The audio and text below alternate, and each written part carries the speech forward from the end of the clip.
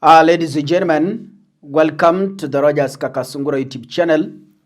A big thank you for the support you're granting this platform. I know a number of Kenyans in Kenya and outside Kenya are confused between the current statements from the CS Treasury, John Mbadi, the President William Ruto, and his Deputy President. My work in this platform is to make you understand what exactly is happening. I have seen Kenyans asking, now Kaka Sungura, between CS John Mbadi and William Ruto, who are we going to trust? John Mbadi said, Kenya Kwanza government is unable to afford the 22,000 capitation per child as it has been happening. And what they can afford, or they have been affording, is 16,000 per child. William Ruto comes out and says, we have enough money for our children. Ruto amesema, we have enough money for our children. And we will try what we can to make education available for our kids. Now, allow me to break the three statements for you. When you see the government spending a lot of energy in clarifying an issue, where jua kuna iko sida. The CS Interior, Kipchumba Murkomen, aliambia polisi, anyone who approaches a police station, piga ye risasi, maliza. Wakati wa Kenya walisema huyu mtu amekuwa sasa ajui Kenya anafanya, then again Murkomen came out and said, I was misquoted. John Mbadi told members of parliament, nikisikia na hii, akasema, and I will play that video clip. John Mbadi categorically said that currently, if you take the amount of money we are sending to schools currently, divide by the number of students, what you can get is 16,000 per child and not 22,000. And he said, as per the capitation budget, we cannot be able to fund each student with 22,000 Kenyan shillings. Because if you calculate 22,000 Kenyan shillings per child, you times the number of children we have, you will get a higher figure than the figure the government is currently sending as capitation.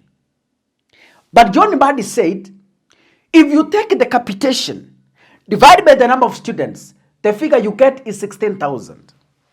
Can we listen to John Mbadi akizungumza parliament?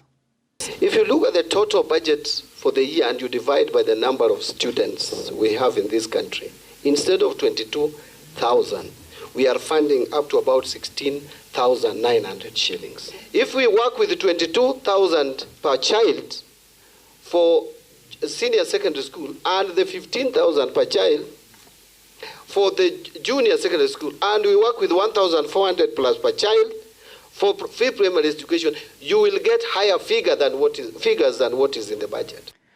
After that statement, Kenyans have been complaining. Wengine wamesema tunaenda maandamano, universities are saying tunaenda maandamano. Ni kama wameona hiki kitu kitawamaliza. It will finish them. Now John Mbadi is coming out and said, oh no, I was misquoted.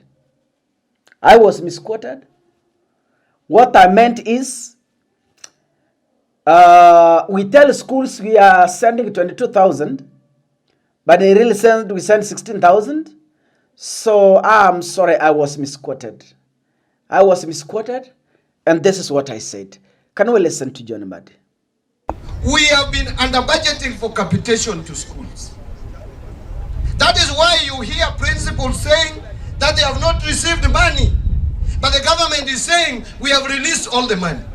The mistake is when we tell the schools that every child we are budgeting for 22,000 and they are not receiving it, the schools end up accumulating debts.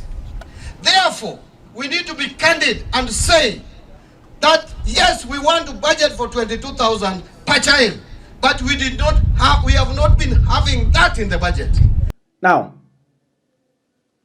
I want to ask you Kenyans, how did we end up in the Kenya Kwanza government? How did we end up reducing capitation in the Kenya Kwanza government? Because we had no issues in Uhuru Kenyatta's tenure. Hakuna mahali, not even the Auditor General revealed that the government is sending 16,000 instead of 22. Nowhere. Go to the reports. Enda kwa control of budget. In the 10 years Uhuru has been in power, there has never been such news. The question is, why is this coming out during William Ruto's tenure? And who is this silently slashed the school capitation budget from 22 to 16 that John Mbadi accidentally revealed, and it's working against them? Hilo ndilo swali tunafaa kujiuliza wa Kenya. Ni nani huyu who silently in William Ruto's government? Nani huyu alienda pole pole akanyemelea akakata pesa ya capitation from 22 to 16, which John Mbadi is saying now that is what the government can afford? Nani huyu?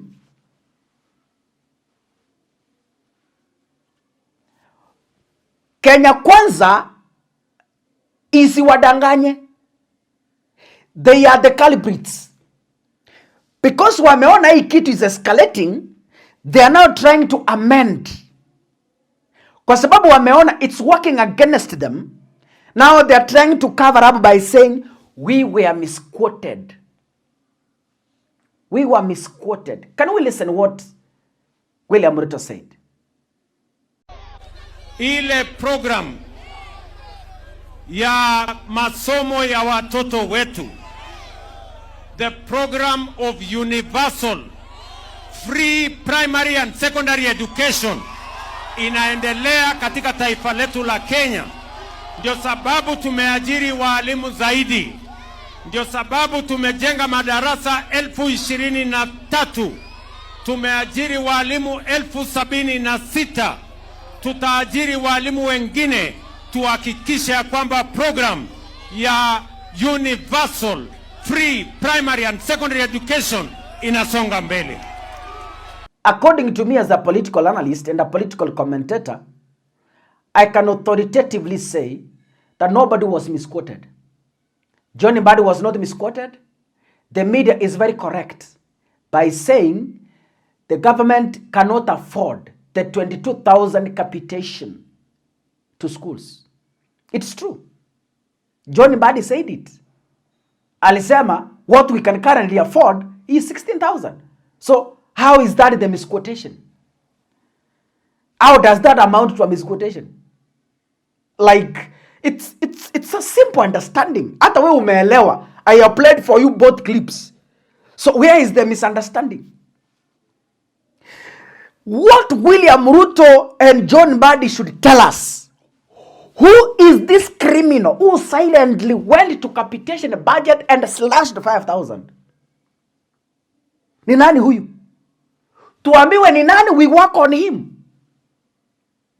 God bless you. See you in the next episode. Asanteni sana.